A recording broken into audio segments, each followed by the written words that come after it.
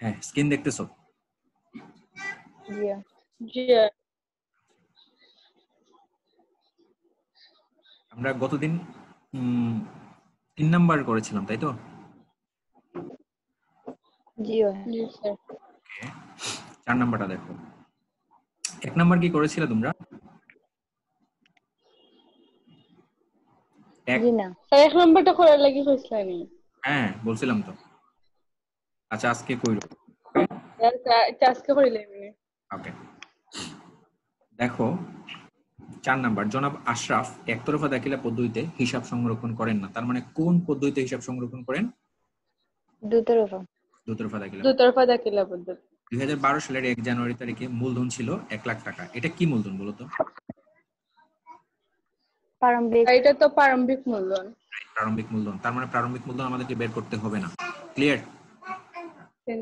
জি পরে বলছে দেখো 31/12/2012 মানে কি সমাপনী না? জি সমাপনী দেওয়া আছে, মানে সমাপনী দায় দেওয়া আছে, সমাপনী সম্পদ দেওয়া আছে। এখানে দেখো আরেকটা মূলধন দেওয়া আছে। তার মানে এটা কোন ধরনের মূলধন? স্যার এটাই লাগা সমাপনী মূলধন। ওকে, তার মানে প্রারম্ভিক মূলধনও দেওয়া আছে, সমাপনী মূলধন দেওয়া আছে, তাহলে তো কোনো চিন্তা নাই নাকি? জি কিছু তথ্য দেওয়া আছে। ক নাম্বার প্রশ্ন দেখো, জনাব আশরাফের মোট উত্তোলনের পরিমাণ নির্ণয় করো। কি বের করবো আমরা? মোট উত্তোলন উত্তোলনের পরিমাণ। ওকে, বক্সের নিচটা একটু ফলো করো, দেখো উত্তোলন দেয়া আছে। এই যে জনাব আশরাফ মাসিক 2000 টাকা করে নগদ এবং মোট 10,000 টাকার পণ্য ব্যক্তিগত ব্যবহারের জন্য ব্যবসায় হতে উত্তোলন করেছেন, যা হিসাবভুক্ত হয়নি। খেয়াল করছো? তার মানে নগদ উত্তোলন করছে 2000, তার মানে 12 মাসে 12 দুগুণে 24,000। জি আর পণ্য উত্তোলন করছে আরো 10,000, তার মানে 24,000 আর 10,000 কত হলো? 34,000 নাকি? জি জি স্যার। এছাড়াও প্রতিষ্ঠানের পণ্য বিক্রয়লব্ধ অর্থ বাবদ 7,000 টাকা তিনি ব্যক্তিগত কাজে ব্যবহার করেন। মানে প্রতিষ্ঠানের পণ্য 7,000 টাকা নিয়ে নিছে, তার মানে এটাও তো উত্তোলন নাকি? জি আমরা জানি জি প্রতিষ্ঠান থেকে যদি কোনো কিছু প্রতিষ্ঠান থেকে যদি মালিক কোনো কিছু নেয় সেটাকে বলে কি? উত্তোলন। তার মানে এখানে উত্তোলন উত্তোলন তিনটা। নগদ উত্তোলন করছে 24,000, 2,000 টাকা করে 12 মাসে 24,000, পণ্য নিছে 10,000, আরো পণ্য বিক্রি করে আরো 7,000 টাকা নিয়ে নিছে নাকি? তার মানে তিনটা যোগ করলে যা হয় তাই হচ্ছে কি? মোট উত্তোলনের পরিমাণ। উত্তোলন ওকে, জি 41,000। তো লেখা শুরু করো। লেখা শুরু। ক নাম্বার, মোট উত্তোলনের পরিমাণ নির্ণয়।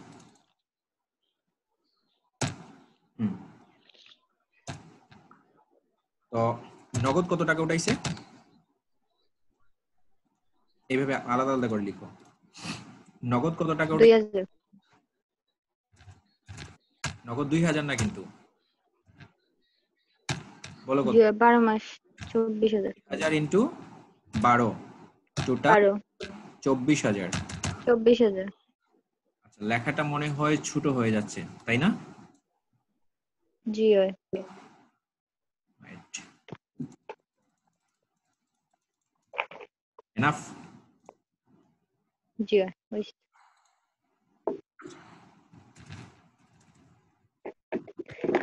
24,000 টাকা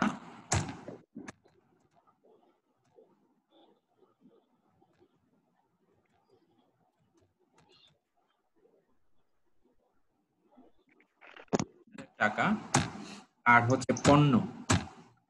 10,000 পণ্য কত টাকার? 10,000 10,000। 10,000। জি 10,000 টাকার পণ্য নিছে, সাথে আরো পণ্য বিক্রি করে আরো নিয়ে নিছে নাকি? জি জি স্যার। 10,000। আচ্ছা, কাজ করি, আলাদা আলাদা করে লিখে ফেলি।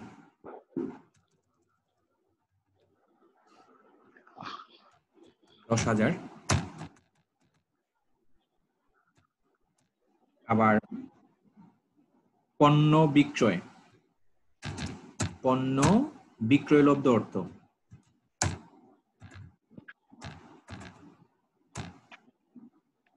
পণ্য বিক্রি করে টাকা নিয়ে নিছে, কত টাকা নিছে? 7,000। 7,000 7,000 না 8,000? 7,000 স্যার। এই যে 7,000 টাকা, ঠিক আছে না? জি। জি 7,000 টাকা। ক্যালকুলেশন করো কত?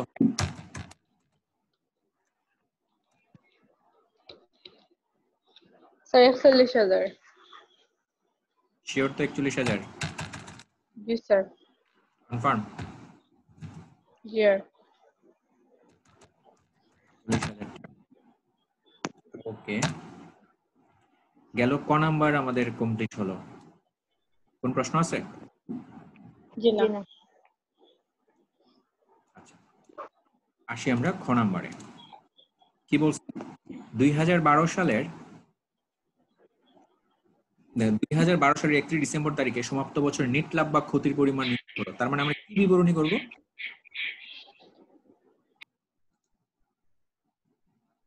নেট লাভ লোকসান। ইয়েস, লাভ লোকসান বিবরণী, গড় বানানো লাভ লোকসান বিবরণী। এই যে ঘর,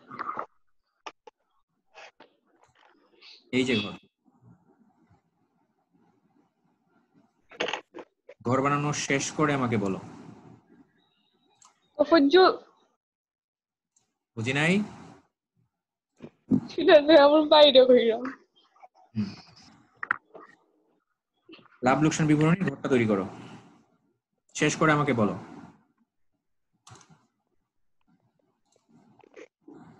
প্রতিষ্ঠানের নাম হচ্ছে জনাব আশরাফ, তার নিচে হচ্ছে লাভ লোকসান বিবরণী, তার নিচে হচ্ছে 2012 সালের 31 ডিসেম্বর সমাপ্ত বছরের জন্য।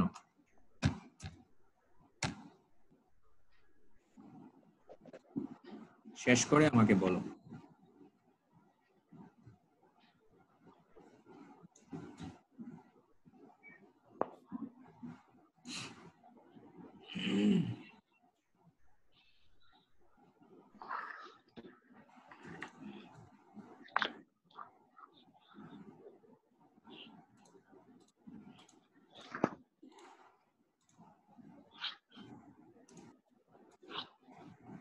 স্যার শেষ। ওকে, এটা কি দিয়ে শুরু করি আমরা? স্যার প্রারম্ভিক প্রারম্ভিক মূলধন। মূলধনের সম্পন্ন। ওকে, দেয়া আছে না? জি। হুম। তো বাম দিকে লিখো প্রারম্ভিক মূলধন, আর ডান 1 দিকে লক্ষ টাকা। সমাপনী মূলধন।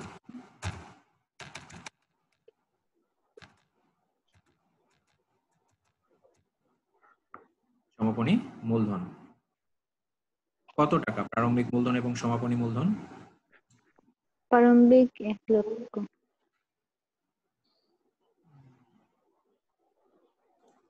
ওয়েট,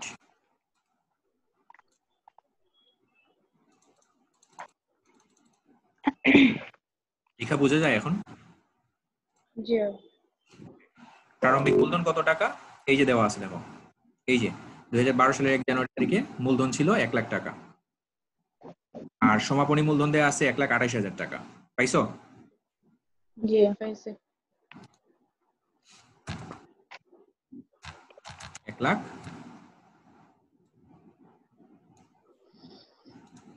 আর এটা হচ্ছে 1,28,000 টাকা।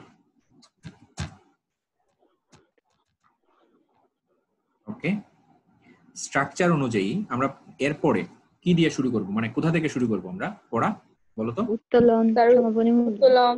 বলছিলাম যে বক্সের নিচ থেকে, তাই তো? জি। জি স্যার। তো এই যে এখান থেকে, তো প্রথমে কি আছে? উত্তোলন আছে। 1 নাম্বার সমন্বয়ে কি আছে? উত্তোলন। উত্তোলন আছে। একটু আগেও পড়ছি, 1 নাম্বার সমন্বয়ে আছে উত্তোলন। ওকে, তারপরে আচ্ছা 1 নাম্বার সমন্বয়টা আমরা লিখে ফেলি, তাইলে উত্তোলন তো আমরা বের করছিলাম একটু আগে, তাহলে সরাসরি এখান থেকে লিখে ফেলি। উত্তোলন কত লিখছিলাম? 41,000 টাকা না? জি। জি স্যার। ওকে, আমরা লিখে ফেলি উত্তোলন 41,000। কোন দিকে? প্রারম্ভিক মূলধন, সমাপনী মূলধনের দিকে। সমাপনী মূলধনের দিকে। সমাপনী মূলধন। হ্যাঁ, লিখো উত্তোলন। উত্তোলন কত টাকা? উত্তোলন 41,000। 41,000 টাকা। আচ্ছা, তারপরে দেখো,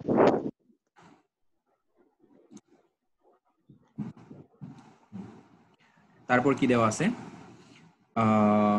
আচ্ছা, এখানে 1 এর পরে 2 নাই, এটা হয়তো সিরিয়ালটা ভুলে এটা মিসিং হয়েছে। 3 নাম্বার দেখো, বেতন 3,000 টাকা বকেয়া আছে। বেতন বকেয়া, এটা কি খরচ বকেয়া না? জি হয়। জি হয়। কোন দিকে বসে আমরা?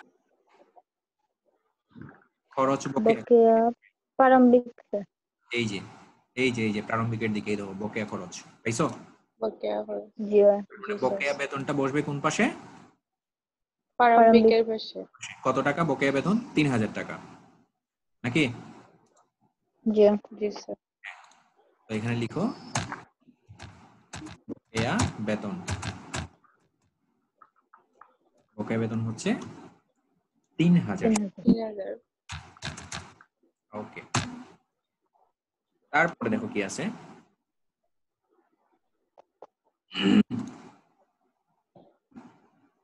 হ্যাঁ, তারপর কি আছে?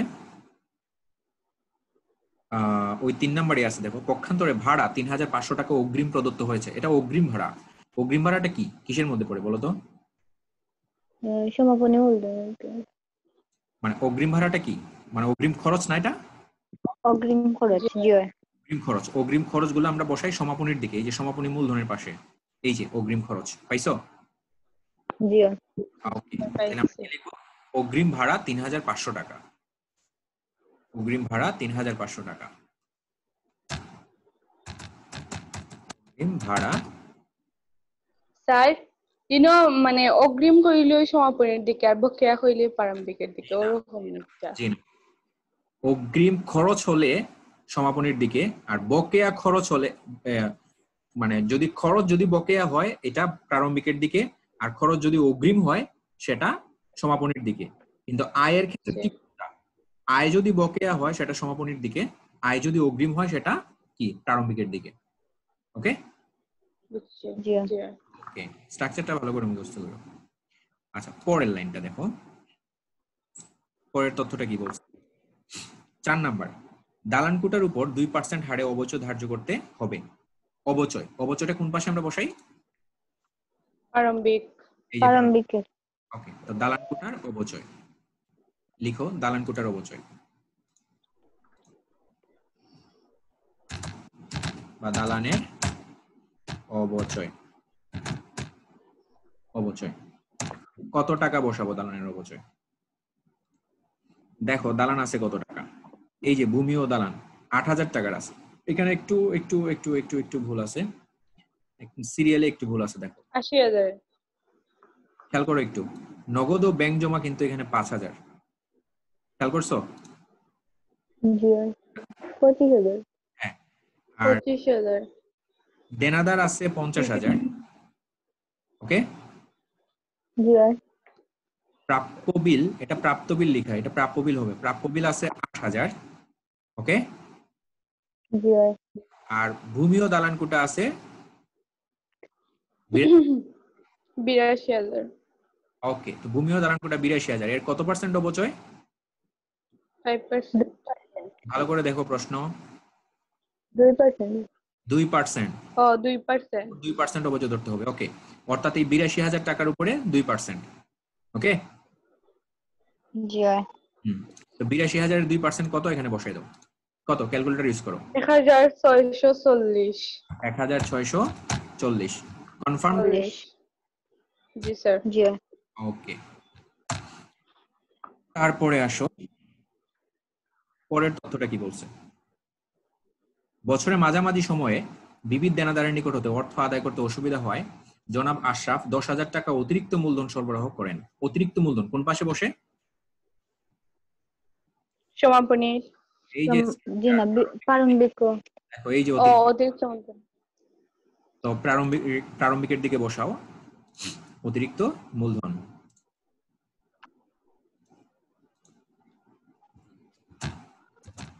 স্যার দেখলাম স্ট্রাকচার দেওয়া, যেটা দেওয়া আছে সবই মানে আমি তো বললাম আছে স্ট্রাকচারের কেন। বাইরে কিছু নাই, স্ট্রাকচারটা ভালো করে মুখস্থ করবা, পারবা।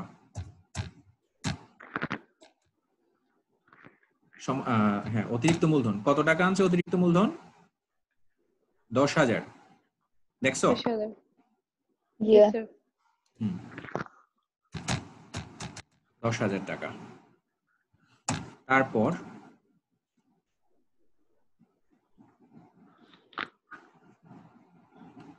তারপর দেখো বলছে, হ্যাঁ এই তথ্য তো শেষ, মানে বক্সের নিচের তথ্য শেষ নাকি? আমরা জি হয়। বলেছিলাম যে লাভ লোকসান বিবরণী স্ট্রাকচার স্টেপ হচ্ছে কয়টা? 3টা। তিনটা। প্রথমে আমরা কি লিখবো? প্রারম্ভিক এবং সমাপনী মূলধন, নাকি?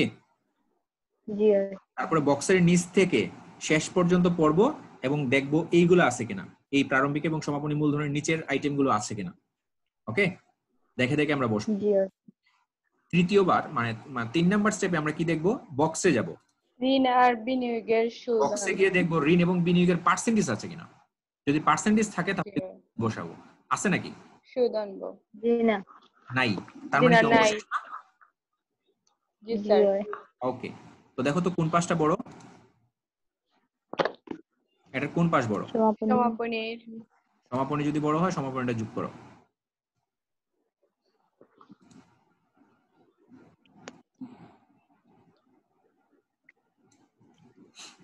সমাপনীটা যোগ করো, দেখো তো সমাপনীটা কত হয়। স্যার 1,72,500। একটু ওয়েট করো।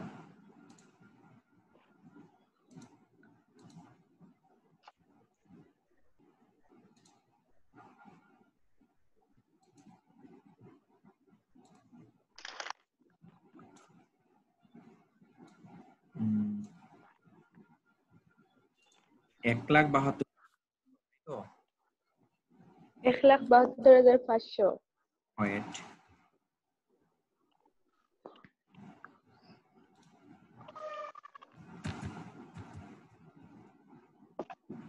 একটু ওয়েট। মানে সমাপনীটা বড়, সমাপনীটা হয় 1,72,500।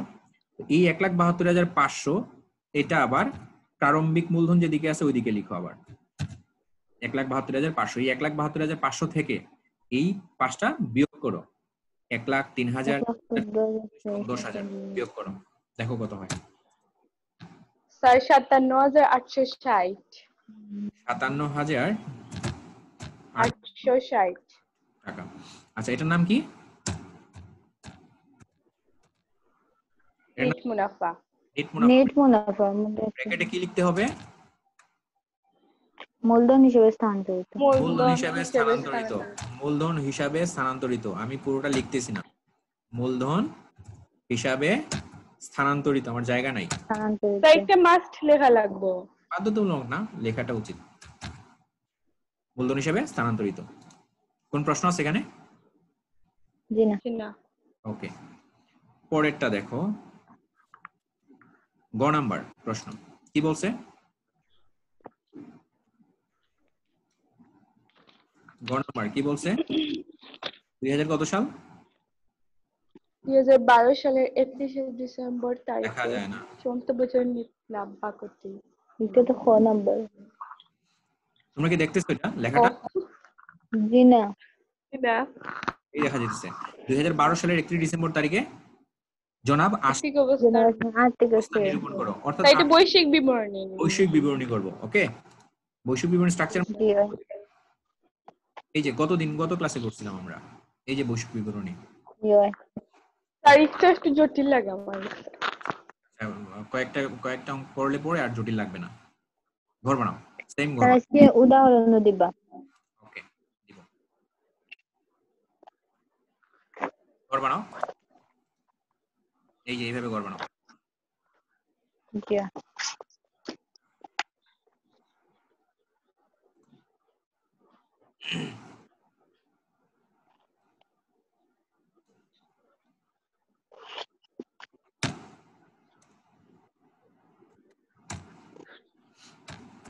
ঘর বানাই শেষ করে আমাকে বলো,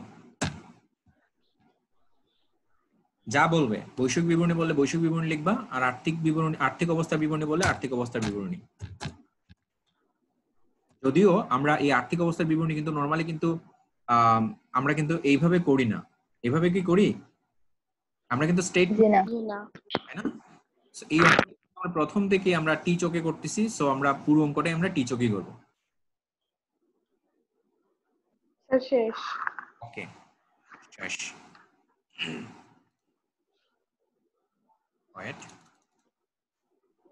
আচ্ছা, তো বলছিলাম এই আর্থিক অবস্থার বিবরণী বা বৈশ্বিক বিবরণীটা আমরা শুরু করব মানে এটা করব, এখানে তো এক পাশে লিখবো সম্পদ এবং এক পাশে দায়। কোন সম্পদ এবং কোন দায়গুলো? আমরা এর আগের অঙ্কগুলোতে দেখছি যে সম্পদ কিন্তু প্রারম্ভিকও থাকে, সমাপনীয় থাকে নাকি? তো আমরা কোন সম্পদ এবং জি লিখবো? সমন্বয়। মানে সমাপনী সম্পদ দায় লিখবো নাকি প্রারম্ভিক সম্পদ দায় লিখবো? সমাপনী। সমাপনী সম্পদ দায় লিখবো। সমাপনী। হ্যাঁ, আর প্রারম্ভিক থেকে তিনটা জিনিস নিব, ঋণ, বিনিয়োগ এবং স্থায়ী সম্পদ। স্থায়ী সম্পদ। স্থায়ী সম্পদ। ওকে, তো এখানে দেখো এই যে সমাপনী সম্পদ দায়গুলো দেওয়া আছে, এই যে 31/12/2012, খেয়াল করছো? জি দেখা জি যায়। স্যার। জি আচ্ছা, এই সম্পদ দায়গুলো লিখবো, সাথে এগুলোর সাথে যদি কোনো সমন্বয় থাকে সেগুলো আমরা যোগ বিয়োগ করব। কথা ক্লিয়ার? জি স্যার। এই সম্পদ দায়গুলো লিখবো, মানে সমাপনী সম্পদ দায়গুলো লিখবো, সাথে যদি কোনো সমন্বয় থাকে সেগুলো আমরা লিখবো। আর সব লাস্ট স্টেপে আমরা যেটা লিখবো সেটা হচ্ছে কি, মূলধন রিলেটেড তথ্যগুলা। এই যে মূলধন রিলেটেড তথ্য বলছিলাম, মনে আছে? জি সাইরা, সাদিয়া, এই তথ্যগুলা ক্লিয়ার?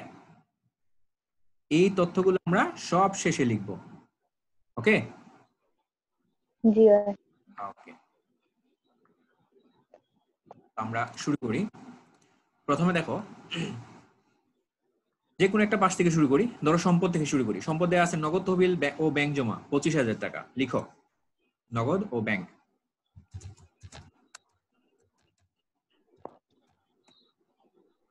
কত টাকা দেওয়া আছে? স্যার একটা তো মানে সম্পদের দিকে তো নগদ তহবিল ওগুলো দেওয়াই আছে, মানে রাইট সম্পদের রাইট দিকে সবগুলা। রাইট, হ্যাঁ, যেগুলো দেওয়া আছে এগুলো আমরা বসাবো। যদি প্রারম্ভিক থাকতো, প্রারম্ভিক থেকে তিনটা জিনিস নিতাম, ঋণ, বিনিয়োগ এবং স্থায়ী সম্পদ। ক্লিয়ার? জি জি নগদ ও ব্যাংক 25,000 টাকা। তারপর দেনাদার 50,000 টাকা। সাথে সাথে দেখবা কোনো তথ্য আছে কিনা, মানে এগুলোর সাথে কোনো সমন্বয় আছে কিনা। যেমন দেনাদার যদি অনাদায়ী পাওনা বা অনাদায়ী পাওনা সঞ্চিতি থাকে, সেগুলো দেনাদার থেকে বিয়োগ করে লিখতে হয়। এখানে কিন্তু অনাদায়ী পাওনা, অনাদায়ী পাওনা সঞ্চিতি নাই। ওকে, তো দেনাদার আছে, আমরা সরাসরি 50,000 টাকা লিখবো। দেনাদার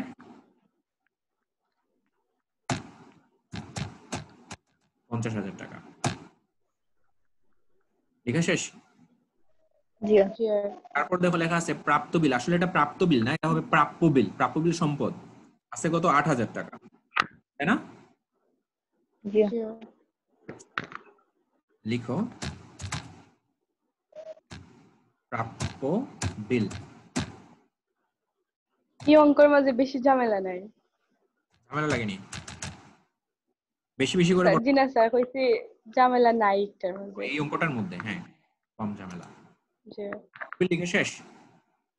জি স্যার। জি তারপর লেখো ভূমি ও দালান কোটা 82,000 টাকা। এটা কিন্তু সমন্বয় আছে, এই যে অবচয় আছে দেখো, দালান কোটার উপর 2% হারে অবচয়, তাই না? জি হ্যাঁ, তো লিখো ভূমি ও দালান কোটা। ভূমি ও দালান কত টাকা আছে? 82,000 82,000 টাকা আছে। এটা থেকে কি মাইনাস? অবচয়। অবচয় মাইনাস। অবচয়টা কি অবচয় লিখে মাইনাস করব নাকি পুঞ্জীভূত অবচয় লিখে মাইনাস করব? পুঞ্জীভূত পুঞ্জীভূত অবচয়। অবচয়। পুঞ্জীভূত অবচয়। আমি শর্টকাট করে লিখতেছি, পুঞ্জীভূত অবচয়।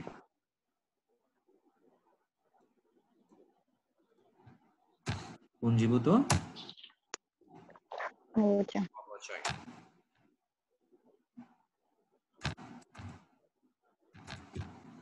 পুঞ্জীভূত অবচয়। অবচয় কি আসলো? কাটতেছে না,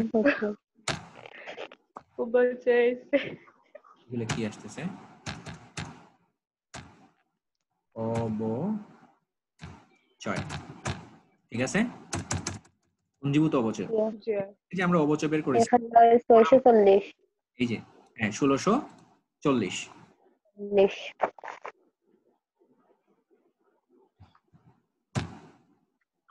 হ্যাঁ, বিয়োগ করো, বিয়োগ করে বাইরে নাও।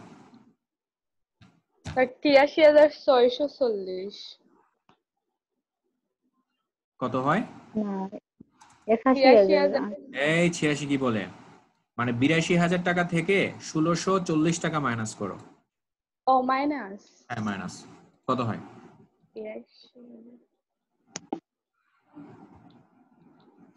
৮০,০০০ কত? তার ৮০,৩৬০। ৩৬০, ঠিক আছে, ৩৬০ টাকা। দেন দেখো সম্পদের পাঁচটা কমপ্লিট না বক্সের? জি এবার দায়ের পাশে প্রথমে আছে দেখো বিবিধ পাওনাদার, মানে পাওনাদার ২৫,০০০ টাকা। দায় তো জি দায়ের দিকে লিখো পাওনাদার, পাওনাদার হচ্ছে ২৫,০০০ টাকা, ঠিক আছে। জি তারপরে আছে প্রদেয় বিল ১২,০০০ টাকা। নিচে কিন্তু এগুলো রিলেটেড কিছু নাই, থাকলে যোগ বিয়োগ করতাম। প্রদেয় বিল ১২,০০০ টাকা, যেহেতু দায় আমরা দায়ের পাশে লিখবো প্রদেয় বিল ১২,০০০ টাকা। তারপর আর তো কোনো দায় নাই, কিন্তু মূলধন চলে আসছে, আছে। জি জি না এর সম্পদ দায়গুলো কমপ্লিট। আমরা নিচে দেখবো কোনো সম্পদ দায় আছে কিনা, মনে থাকবে। জি স্যার। আচ্ছা, ১ নাম্বার তথ্য আমরা জানি উত্তোলন দেওয়া আছে, এই তিনটা তথ্যই দেওয়া আছে কি উত্তোলন ১ নাম্বার সমন্বয়ে। জি এখানে ৩ নাম্বারে দেখো দেওয়া আছে বেতন ৩,০০০ টাকা বকেয়া আছে, পক্ষান্তরে ভাড়া ৩,৫০০ টাকা অগ্রিম প্রদত্ত হয়েছে। একটা একটা করে বলি। বেতন বকেয়া, এটা তো খরচ বকেয়া। খরচ বকেয়া সম্পদ না দায়? দায়। দায় দায়, দায়ের পাশে লিখো বকেয়া বেতন।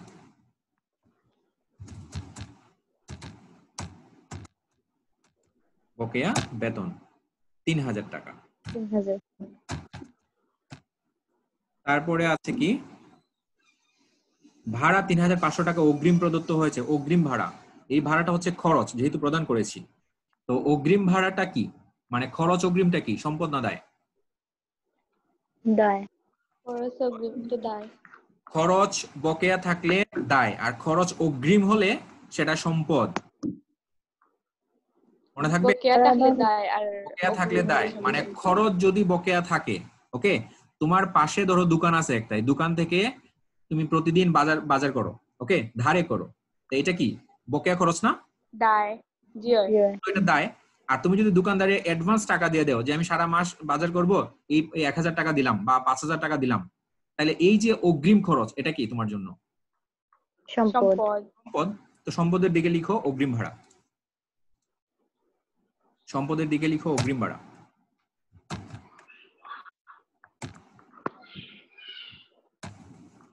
সম্পদের দিকে অগ্রিম ভাড়া,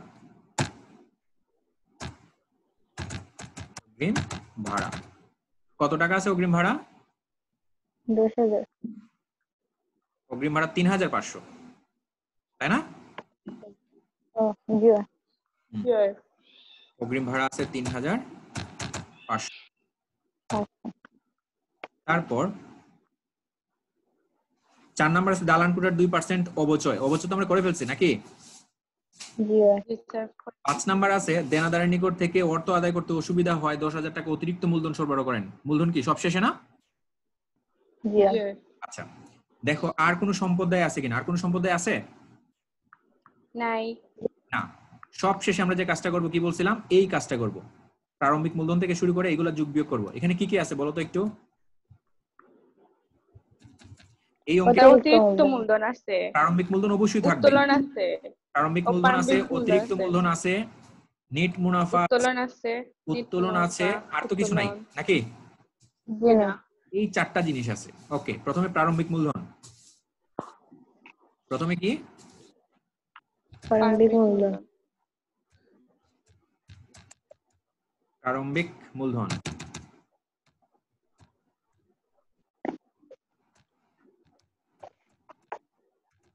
কত টাকা? প্রারম্ভিক মূলধন ১,০০,০০০ 1,00,000 টাকা।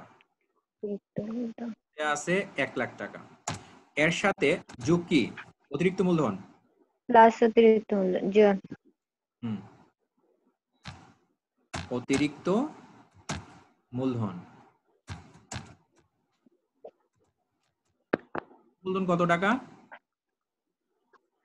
এই যে লাস্ট লাইনে বলা বলা আছে 10,000 10,000 ওকে 10,000 টাকা 10,000 টাকা ওকে এই দুইটা আগে যোগ জি 1,10,000 কত হয় 1,10,000 1,10,000 10,000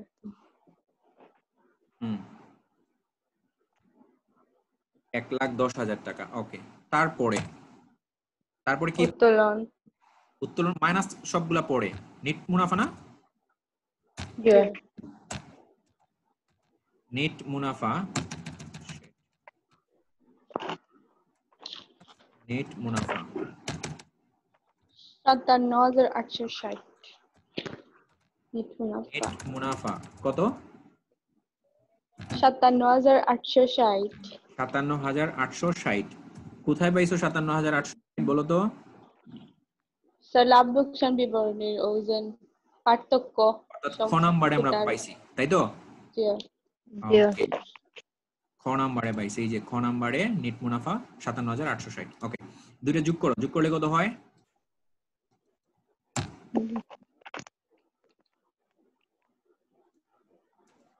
বলো স্যার 1,67,860 यस 1,67,860 টাকা ওকে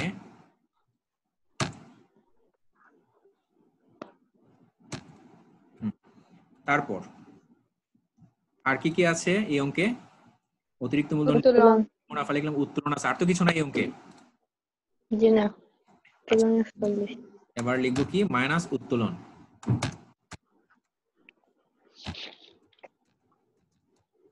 মাইনাস উত্তোলন উত্তোলন আছে 41,000 উত্তোলন আমরা ক নাম্বারে বের করেছিলাম 41,000 টাকা জি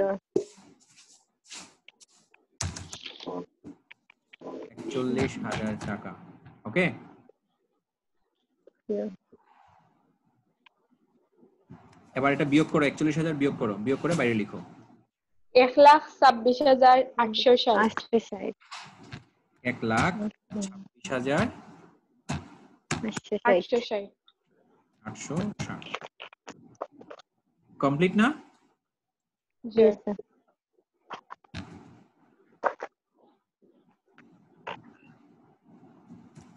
সেটিং কি হলো এবার দুইটা পাশ যোগ করো দেখো দুইটা পাশ সেম মিলবে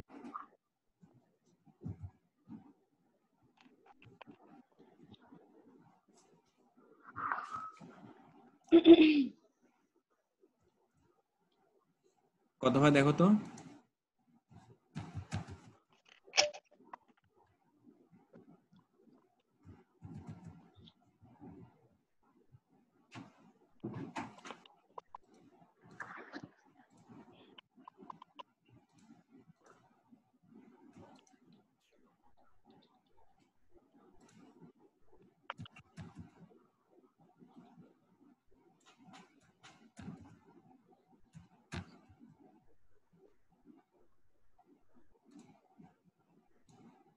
কত হয় যোগফল স্যার হরাম দুইজনে দুইটা পাশ করে ফেলো স্যার 1,66,860 মিলছে তুমি কোন পাশ করছো স্যার দুইও পাশে করছি দুই পাশ সেম আর হয়েছে হইছে জি জি সেম আচ্ছা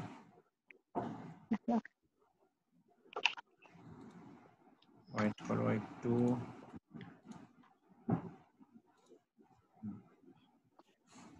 হ্যাঁ কত হয়েছে জানি বলো আবার 1,66,860 860 জি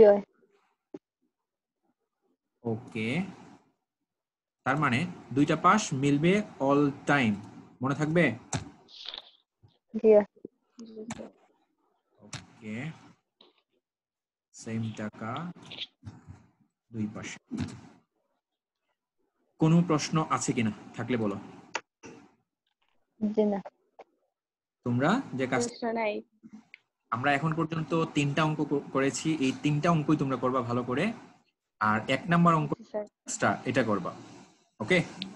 জি আচ্ছা জি স্যার আর উদাহরণ থেকে আমি তোমাদের ওই যে গ্রুপের মধ্যে উদাহরণের নাম্বারটা আমি দিয়ে দিচ্ছি। জি আচ্ছা ওকে? বই থেকে নি স্যার হ্যাঁ, বই থেকে। এটাও কিন্তু বইয়ের অঙ্ক, সরি এটাও তো শীটের অঙ্ক, এটা শীটের অঙ্ক, আমি বই থেকে দিচ্ছি। আর তোমরা কি করবা, 1 নাম্বার অঙ্কটা কিন্তু করি নাই, 1 নাম্বার অঙ্কটা করবা। আর যে 3টা করছি এটা ভালো করে দেখো, আর স্ট্রাকচারটা ভালো করে মুখস্থ করো। ওকে? জি আচ্ছা ঠিক জি আছে, স্যার ভালো থাকো। ওকে আসসালামু আলাইকুম ওকে, ওয়ালাইকুম আসসালাম।